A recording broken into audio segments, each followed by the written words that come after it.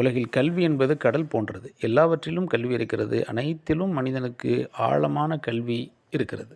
தேட தேட கிடைத்து கொண்டு இருக்கக்கூடிய பொக்கிஷம் அது. கழுதைக்கு தெரியுமா கற்பூர வாசனை என்று சொல்ல அது கழுதைக்கு தெரியுமா கற்பூர வாசனை என்பதனுடைய உள்ளார்ந்த விளக்கம், கழு என்ற ஒரு கோரை இருக்கிறது. அந்த கோரை நறுமணம் மிக்கது. கழு என்ற கோரையை வைத்து தைக்க அதில் தெரியுமாம் கற்பூர வாசனை.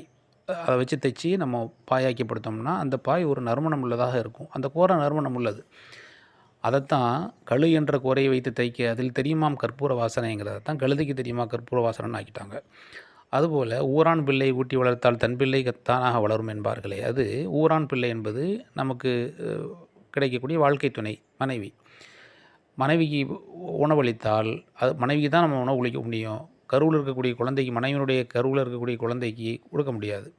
அப்போ நாம் மனைவிக்கு கொடுத்து வளர்க்கின்ற போது ஊரான் பிள்ளை என்பது மனைவி மனைவிக்கு ஊட்டி வளர்த்தால் தன் பிள்ளை தன்னுடைய மனைவியினுடைய கருவறையில் இருக்கக்கூடிய குழந்தை தானாக வளரும் என்பார்கள். அதுதான் அதனுடைய விளக்கம். அதே போல் பந்திக்கு முந்து படைக்கு பிந்து என்று சொல்வார்கள். பந்திக்கு முந்து என்று சொன்னால் முந்தி கொண்டு ஓடுவது என்பதல்ல, பந்தியிலே அமர்ந்து சாப்பிடுகின்ற போது நமக்கு முன்னால் உள்ள உணவை எடுத்து சாப்பிடுவது. படைக்கு பிந்தி என்று சொன்னால் படையில் நிற்கின்ற போது நமக்கு ஆயுதத்தை மறைத்து பின்னால் ஆக்கி கொள்வது. ஆயுதத்தை அம்புக்கூடை, உதாரணமாக அம்புக்கூடு இருக்கிறது. அந்த அம்புக்கூடை முன்னால் வைக்காமல் பின்னால் வைத்திருப்பதை நாம் பார்த்திருப்போம். அம்புக்கூடு முன்னால் இருந்தால் எத்தனை அம்பு இருக்கிறது என்று பார்த்து காத்திருந்து விட்டு தீர்கின்ற வரை காத்திருந்து விட்டு திருப்பி தாக்கி விடுவார்கள்.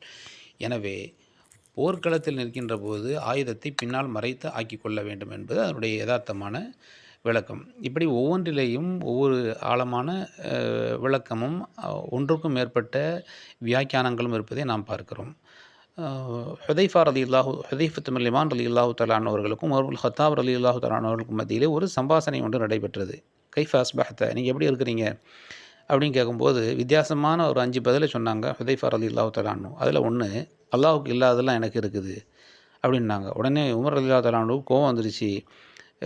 கொஞ்சம் விளக்கமும் அதனுடைய விளக்கம் என்னங்கிறது சரியாக அது அவங்களுக்கு புரியலை.